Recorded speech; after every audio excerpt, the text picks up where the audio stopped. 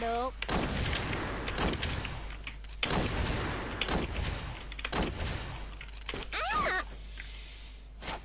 Súng vai đây.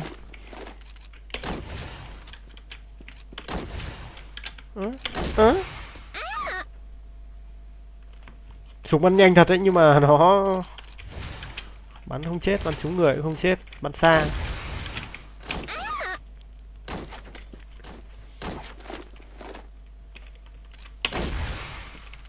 Quá bình thường. Cũng tạm được. Ô, top 2 đâu rồi? Không đuổi được thoát rồi. Không đuổi được top thoát rồi. Quá bình thường, cũng tạm được.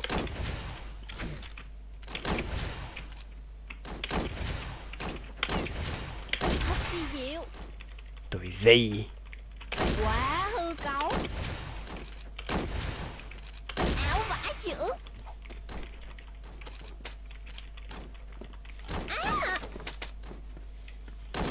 Cho củ tỏi nhá.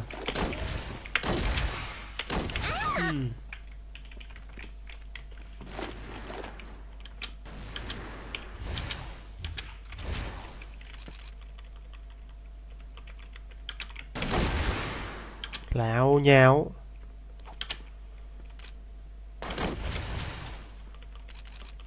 Quá bình thường. Cũng tạm được.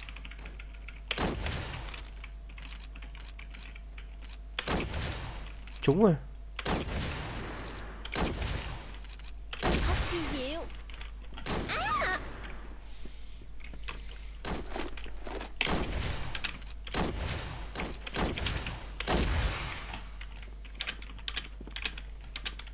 Quá bình thường. Cũng tạm được.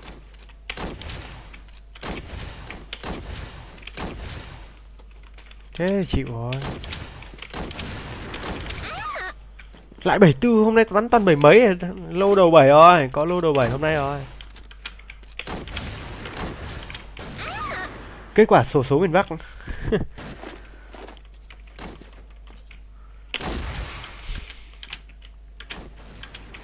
Quá bình thường.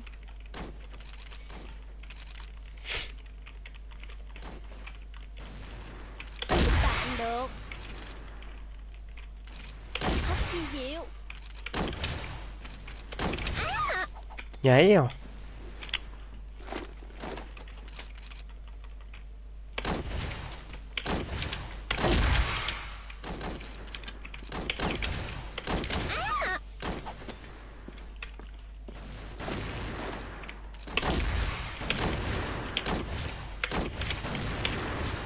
Quá bình thường. Bắn cho.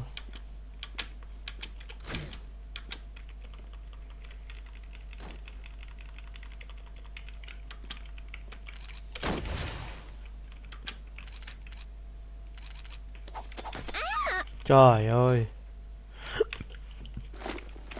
Ghê quá. Quá bình thường. Bắn chuột gì vậy Huy Mường? Tôi bắn chuột full len 150k, nhắc mãi rồi thấy. Hàng rẻ tiền. Quá bình thường.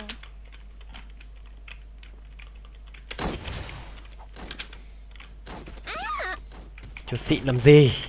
Chuột nào chả bắn được. Bây giờ mang chuột bia đây cũng bắn được.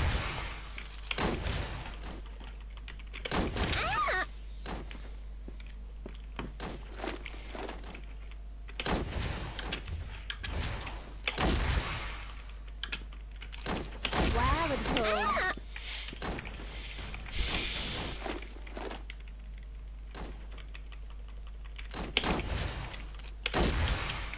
Quá bình thường.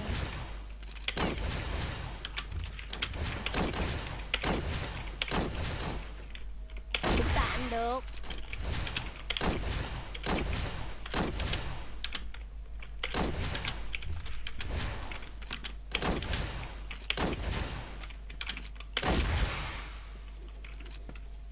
Quá bình thường.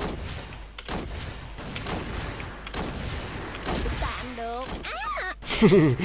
Súng bắn nhanh nên là cứ bắn spam thôi.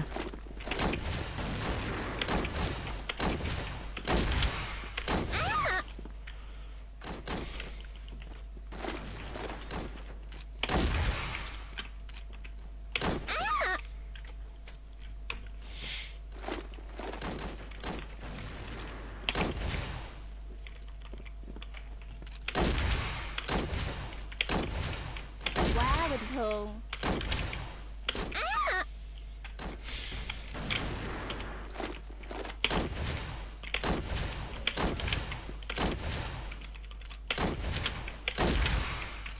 Quá bình thường.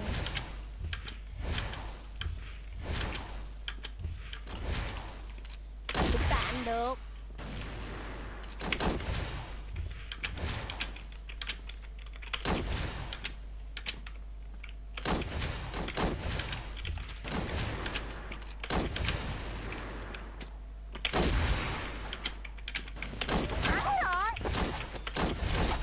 Đây, danh nha.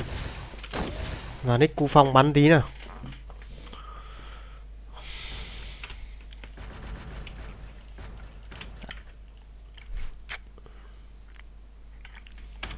Thoát game đã.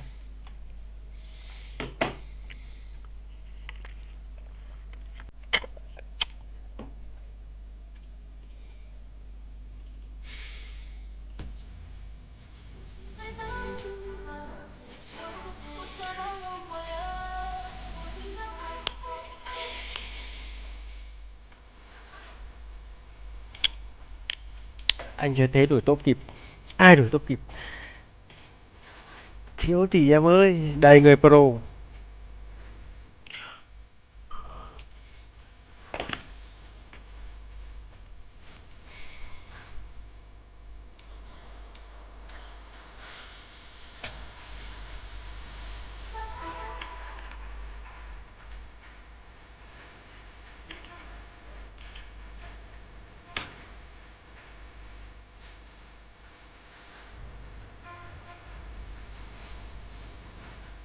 Vẫn 30 điểm à? Được hè.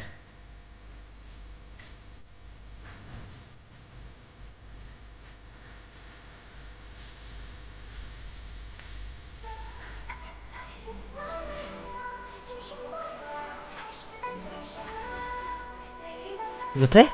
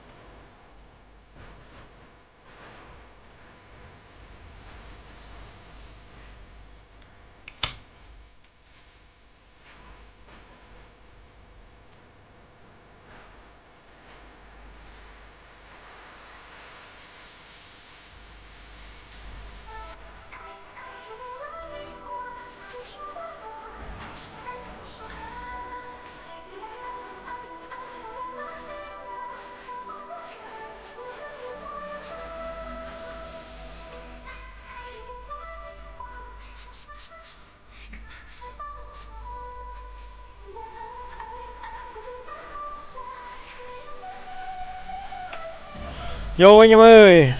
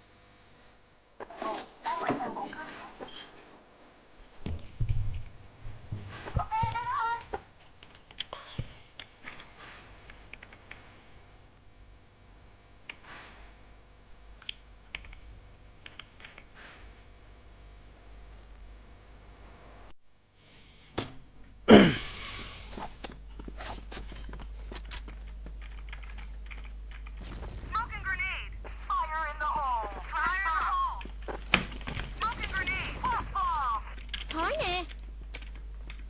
Ôi rồi. Căng đấy. Phải bắn thắng 10 trận à? 10 trận không thua trận nào thì mới được 30 điểm, 30 điểm thì mới được 60 điểm. 60 điểm mới lên glory. Hay á.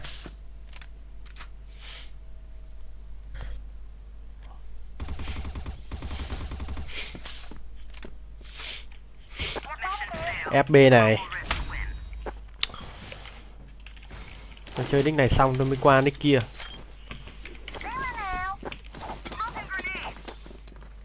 Thói nè. Ra lại cái.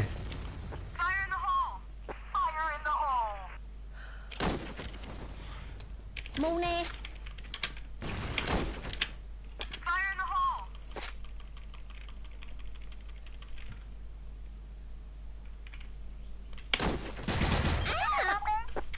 Ghê nhỉ. Ui giời.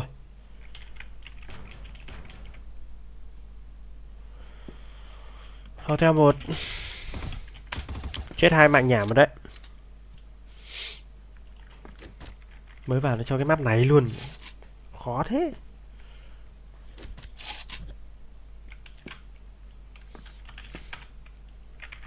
Ép thôi. Giữ mạng cái gì.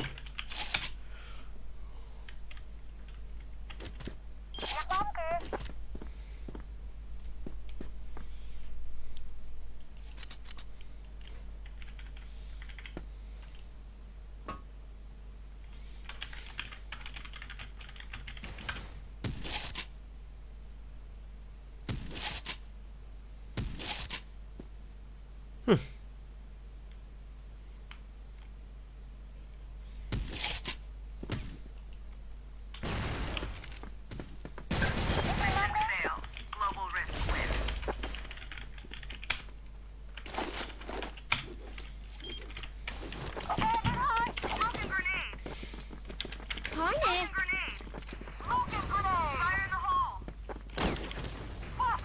Mù nè.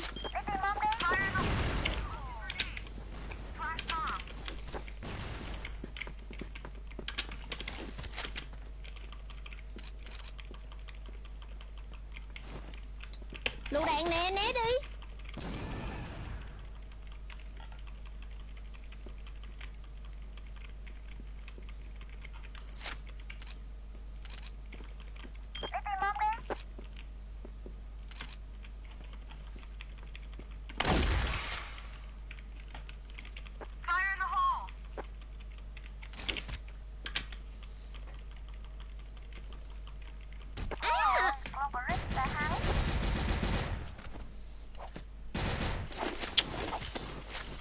Em vẫn lại thua trận này à. Chết tiền. Thói nè.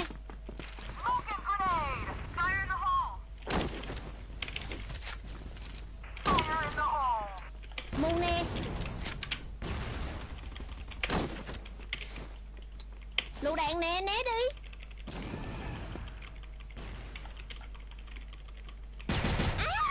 Mày khói thế mà nó bắn được nhở. Ấy.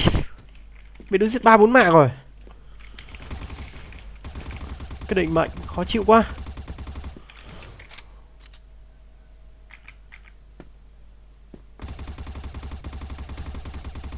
Cái số danh này ăn hành à.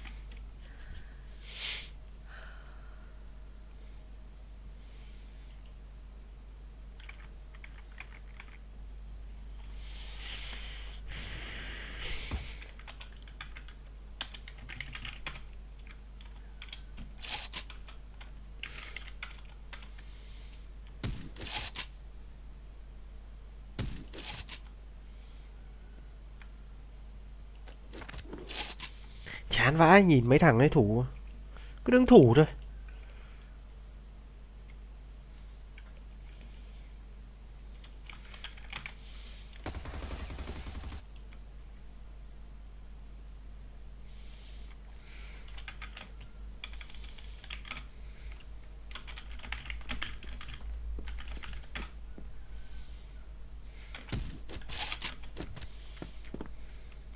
Rồi, hết tham rồi vẫn lanh quanh ở đây.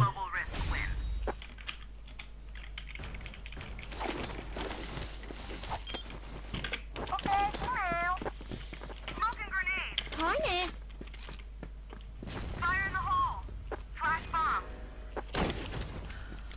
Mù nè.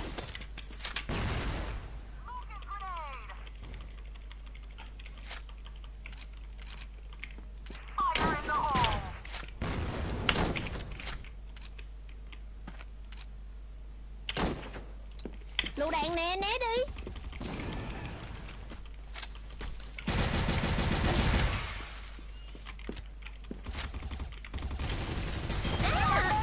Đã móc rồi. Thua 0-5 rồi anh em ơi. Đổi hướng tấn công đi em, né thằng top bên nó đi á. Nó càng giết thì càng phải cương như anh.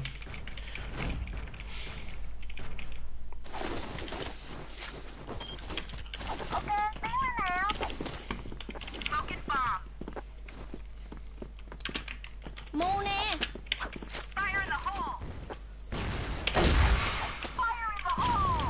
Thói nè.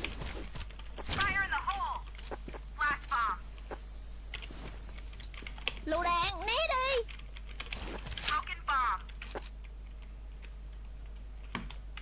Thua 0-5. 6 ván liền mới thắng được nó. Giờ khó rồi. Giữ vững đội hình. Yểm trợ tôi.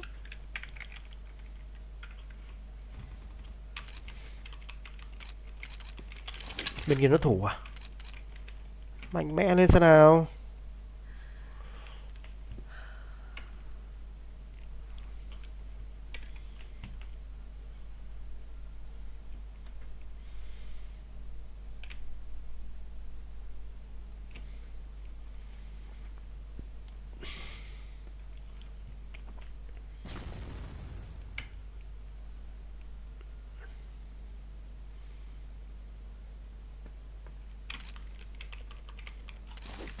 Đấy, lại ép rồi.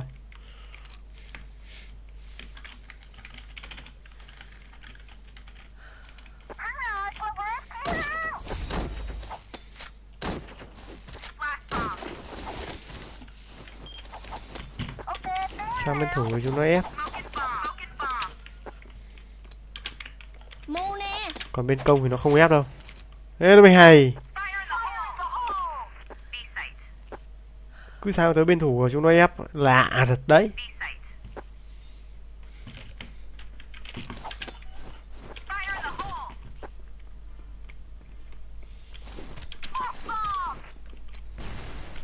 Thói nè.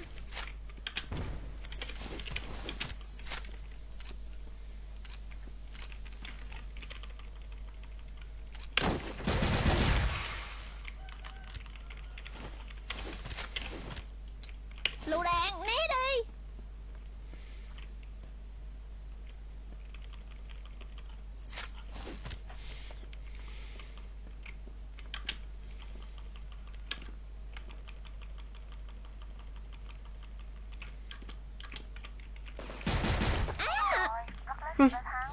Ngồi kê luôn chứ.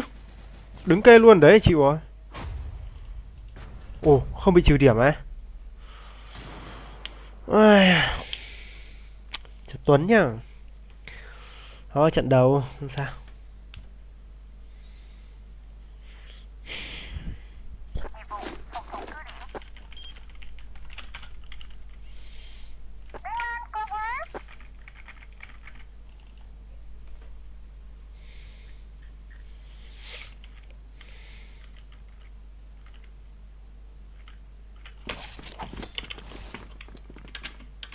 Thói nè.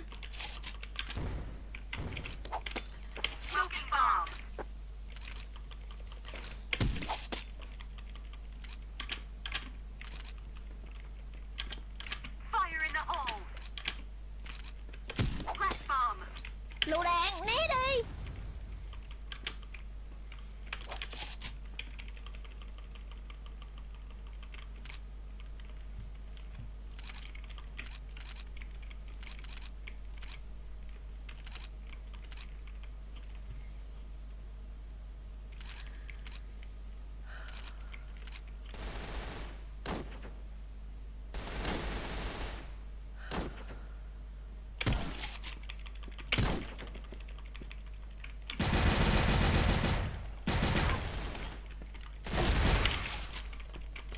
Ai à?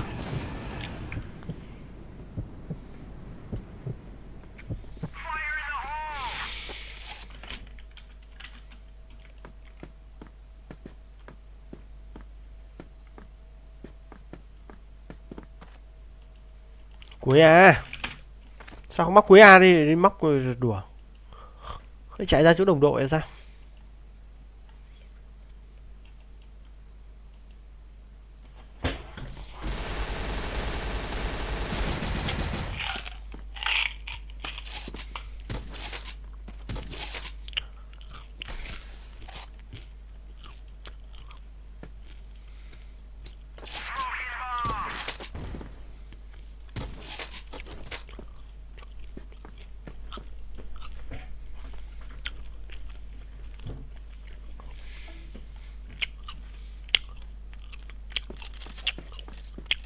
Ừ? 20k là ai á?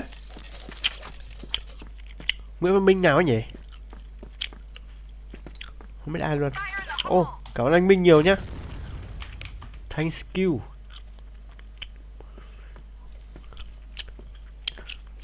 Cứ tưởng ai.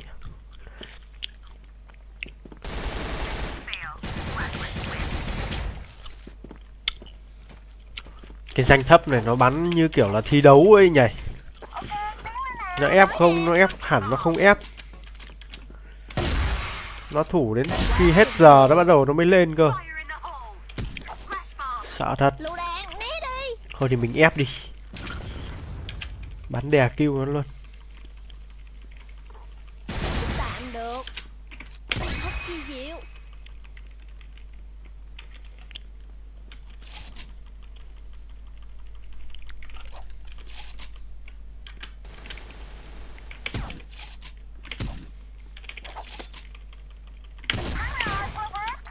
Mù nè.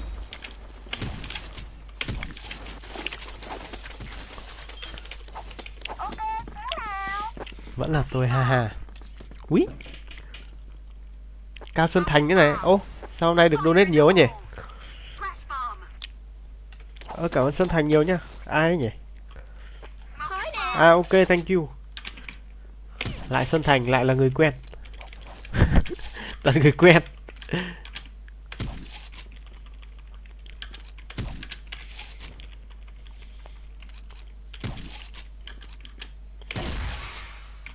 Đứng thủ hoài, thủ hoài.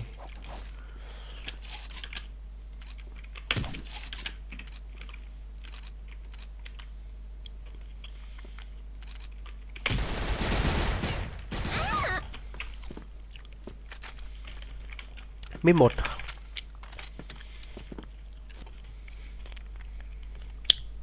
Cảm ơn Thành với Minh nha.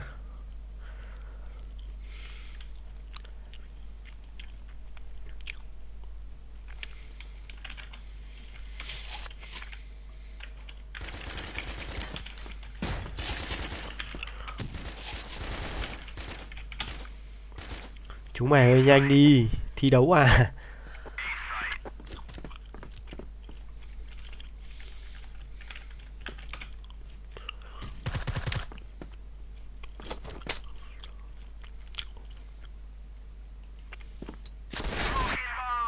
Cao à?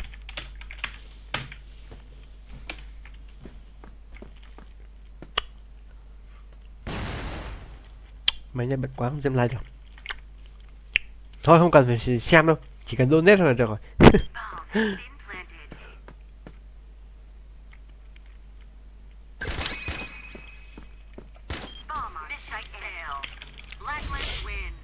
Thua rồi này.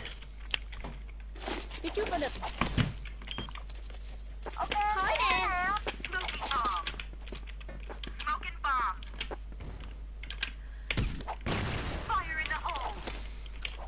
Thôi mình cũng thủ ấy. Chứ giờ người ta không lên thì mình không ép toàn chết.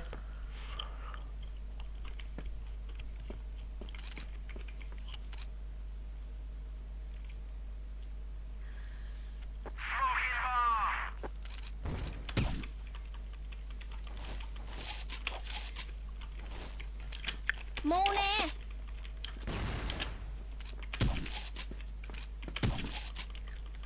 ghê. Lựu đạn, né đi.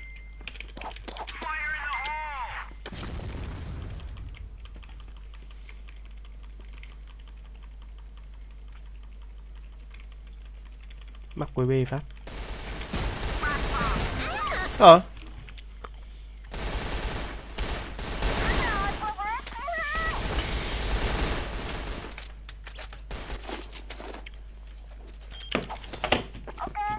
Thói nè.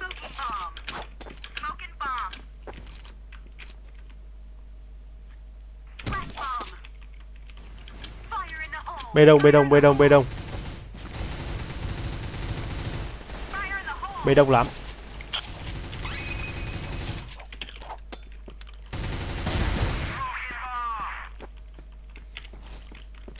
Lựu đạn, né đi.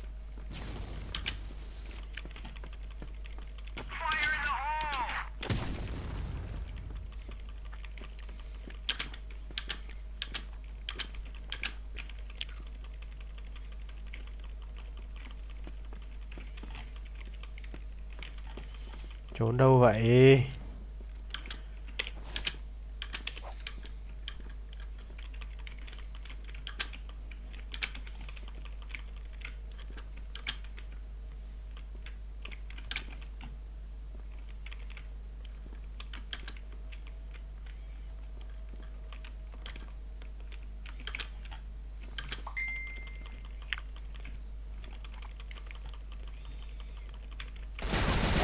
Mồm. Núp kinh quá. Mu nè.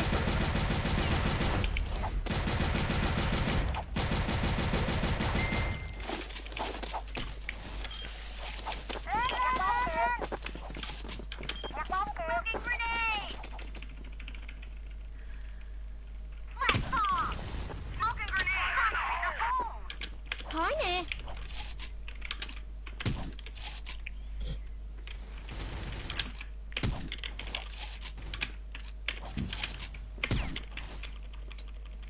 Lựu đạn nè, né đi. Mu nè. Tự tay bóc ấy rồi.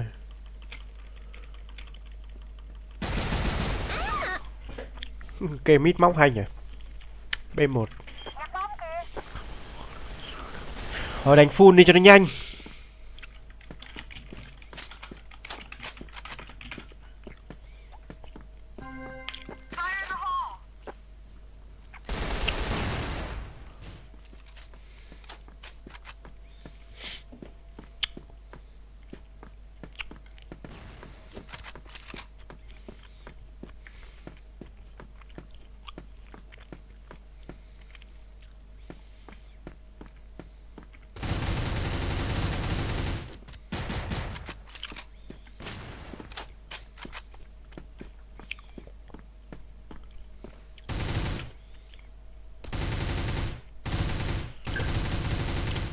Thế vẫn giết được người nhỉ.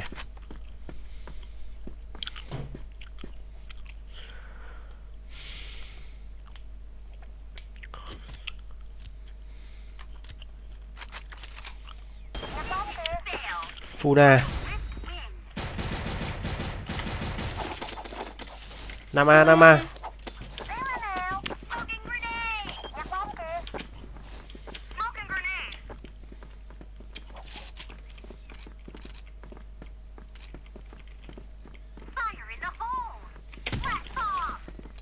Thói nè. Vỡ mồm. I like that about Ringo. He'd just go, you know, peace and love, I'm not going to sign. And everyone go, what? I mean, you know what happened to him? He went up to Liverpool. Liverpool was just declared the capital of culture in Europe. Right. And so it was a big year for our hometown, Liverpool. So Ringo goes up there and he opens the ceremony, he plays. The whole city loves him. He's the favourite son. And he comes back down to London. He goes on a talk show. And the guy sort of says, well, you know, you must love Liverpool and miss it. He goes, no, really. And so all the people in Liverpool going, ooh. And there was some, you know, the topiary stuff where they make statues out of out of hedges. Yes. Well, there was one with the Beatles, you know, up in Liverpool, and his head got cut off. shortly after. They were mad at him. They were mad at him. So he, but, I he mean, rubs you've people got to the wrong love way. him. I love him. I play that statement almost every day on the air. But you know how you get Well, him in they're line? now saying that he's refraining from making any new messages because he got so much flack from that. You know Yeah. who's sitting and waiting to sign things? Pete Best. He'll sign anything. We've had him on here, you know. When you release these early Beatles anthology things, you know, like Yoko gives you permission whenever you have to go through all that mess. How you two doing? How you and Yoko? Fine. Yeah? Yeah. Wasn't there a 13-minute track you wanted to release that the Beatles had done, and then and Yoko said no? It wasn't Yoko, actually. No, I think George didn't like it at the time. Right. The thing is, I was asked to do something in the 60s, and I was kind of grooving around London, and the other guys were kind of living out a little bit in the suburbs. Right. They'd all got married, so I was just kind of grooving around, and I got asked to do a piece of music for a thing called the Carnival of Light, which is a real sort of hippie thing, man. Right. And it was great, you know, and the guy said, you could do anything. So I just went into the studio before a Beatles session, and when the guys came in, I said, look, can we just have 15 minutes where I'll just organize a little bit of craziness? Is everyone up for it? And the guy said, yeah, sure, you know. So I said, okay, well, just wander around and just hit anything you want, just say anything you want, just play a ding on the piano, Right. or go on the drums, or say, Avant-garde hey, music. Yes. avant-garde. Yes. As George used to call it, avant-garde a clue. Yeah. So I said, well, we'll just do this for 15 minutes, and then that's me covered. I'll give it to the guy. We put a lot of echo on it. Right. So we did that, and it is 15 minutes of avant-garde Beatle music. Now, because the Beatles was such a big thing, it now is of interest. Right. But, you know, I meet people at, like, my kid's school. There's, like, a nice dinner lady there who I chat to. She said, ooh, new Beatles music, 15 minutes. Ooh. I said, I don't think you'd like it. Right. Nobody might. It's like not it. what you're thinking it is. Right. It's kind of, hey, about you. Yeah, whoop, whoop, whoop, whoop. But you were willing to let it out there. But Cool. George was against it. You know, and I thought it might be good on the anthology. Right. Where we were putting everything out. It was like every old bootleg we'd ever done. And I thought that might be an interesting part of the kind of 60s story. Is that- I thought that was the perfect place Is for that it. good for Pete Best financially? Because some of that stuff did include him. Does he get a cut of some of the dough? So Yeah. that's nice. Do you ever That's write him a nice. check? Do you ever say, you know, I feel so bad for this son of a bitch when No. we threw him out of the band? No, I Don't feel anything. No, I feel it. You know, I know his pain. I know his brother. I know the family and stuff, and we chat and He stuff. hasn't written you letters from time to time. Said, "Listen, come on, help me out. It's killing me. You How about guys." a reunion? You He's guys got his pride, Howard. he does. Was he thrown out of the band because he was so good looking? No, It was his drumming. You know what? The truth was, we just kind of fell in love with Ringo's drumming. Right. Ringo was in another band, and we had Pete, and we were working, and we used to go see this other band. We said, God, that drummer's good. Right. And one night, Pete couldn't do it, and Ringo sat in for him, and we all just went, It was like, oh my God, what is What do we do happening? now? There was something funny going on. Yeah. Behind us was this powerhouse. And this person who was like taking care of the job, and we went, "Oh dear." Is the lesson learned from that never miss work. Never miss work. Just show up and don't give anyone that opportunity. That's probably Even if you're it. very ill, Right. show up. No, Don't let Ringo sit in for you. I haven't spoken to you since George Harrison died. I mean, how you doing with that? That's got to be major. Well, you know, how are you doing with everyone dying? You know, Right. like your mum and dad. I mean, you know, I've lost both my parents. I lost John, lost George, lost Linda. It's very tough. You want them back. Right. You want them back all the time, you know. But I think in the end, you do what I do. I think most people do, which is just remember the great stuff. Right. You know you can't get them back. Are you sad every day? Yeah. Do you wake up feeling like there's an empty hole in your heart? Especially with No, Linda gone. not every day, but, you know, through my life now, you know, if there's ever a reference or if ever I think of a story, including George, Right. obviously there's a sadness to it now that wasn't there before. Is his son in touch with you at all? His son looks Yeah. scarily like him. I mean, it's Yeah, just like the he's same. great. Danny's a lovely boy, yeah. What is he? He's a musician. He's a musician, yeah. He's trying. He is, yeah. He's really good. Big He did a mistake, though, for fantastic- any kid of a Beatle to go into music, right? Well, you know, but again, what are you going to do? It's like children of famous actors, children of famous anything. They're born with the gene. Yeah. So you either just go, no, well, I can't top that, or you move into another field, or you just have to go with it, you know. And so you've had Julian, Right. You've got John's genes. You know, you've got Sean. Right. And Danny. My son James is a great musician. He plays, doing an album with him.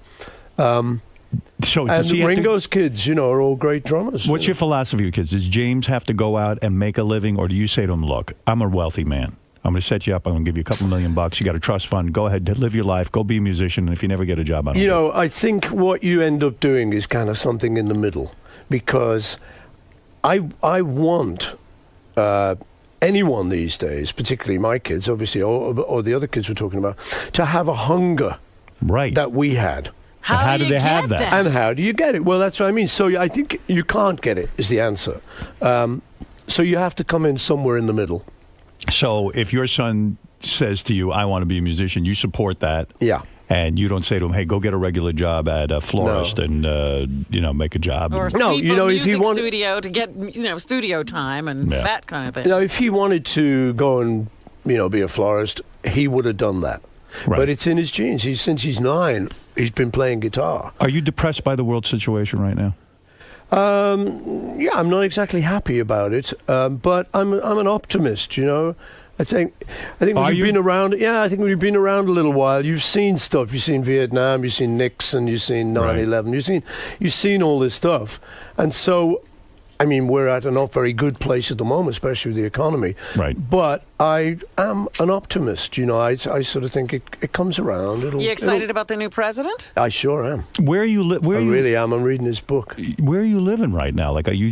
England. England. Yeah. Mostly. Yeah. Oh, well, totally. You don't go out to the Hamptons anymore. You're done I with that do. scene. In the summer, I go Right. out there to be photographed by the paparazzi. Right. And to have my privacy intruded on. Absolutely. We'd love to see Why you not? date. It's fun. I like it. I heard Christy Brinkley, by the way, just to finish that story, Yeah. was very into you and was really on the hunt for you that night. That's what I Really? heard from You my heard friend. that? Well, look, yes, and she even got dolled up and was looking for him in a lot of different places. That's what I heard. She was stalking? Yeah, Paul? not stalking, but very interested. Well, You should have who banged can her. blame her? You should do it. Give it to her one time. Howard, you are just so bad. Honestly. And how do you like being a father now with a young kid? I love it. You love it. I really Are you love it. hands-on? Yeah, man. What do you mean? I You're mean, walking around okay, with- here you go. Let's see, a typical morning, which will be Monday morning, this Monday. Go ahead. I get up at 6:30. I make breakfast. I get her up. I get her dressed, and we watch a TV. There's no thing. nanny? No nanny. What? I take her. I drive her. We go to school. I talk to the moms. Talk to the teacher. Drop her off at school. Pick her up after school. I love it. You're not too exhausted. No. At this point in your life, you've done it all. No, I know what you mean. You know, certainly getting up at 6:30, you go, "What am I on?" But I love it. I do. But I you love have to her, share. But you have know? to share custody. Isn't it hard to let go of her and send her off with her No, mom? no. You know what, Howard? In truth, I don't really want to talk about that because that's Right. very private. Very all that. private. But you the should talk truth about is, it with me. Go ahead. I can tell you Yeah. because there's nobody listening. No one is right? today. But to all the people who might be listening in their cars, I Right. want to send big kisses and hugs. Okay? That's right. Well, we're just saying, you hate to, miss the days with her when she's not with you. You know, she's like I say. Let's assume like I'm trying not to talk about her. Go ahead. But she is edible. Right. She's 5 years old and she's a beautiful, beautiful girl. So I want her to have her privacy. Right. But in answer to your question, yeah, I'm very hands-on and I really love it. It's a thrill. There's such an education. Do you think you're a different dad? Yeah, I'm different now, yeah. You're better. at it. Well, the other yeah. kids are jealous or resentful of your young child. No, they've got all their own kids to deal with. They've come to peace with it. They don't feel like I don't this think kid's they- going to get more of the loot, the No, McCartney no. fortune. No, All right. They're not worried about no, that. that's no. What is it, Gary? How dare you interrupt my interview? Mr. McCartney has to go very All soon, right. sooner All right, so than let we me get to thought. the, So let we're me going to talk talk about the new about the record. album. Now, I took the album home last night, Yeah. and I listened to this because I said, is this going to be good? And Yeah. it is good. And I'll tell you my two favorite tracks. Okay.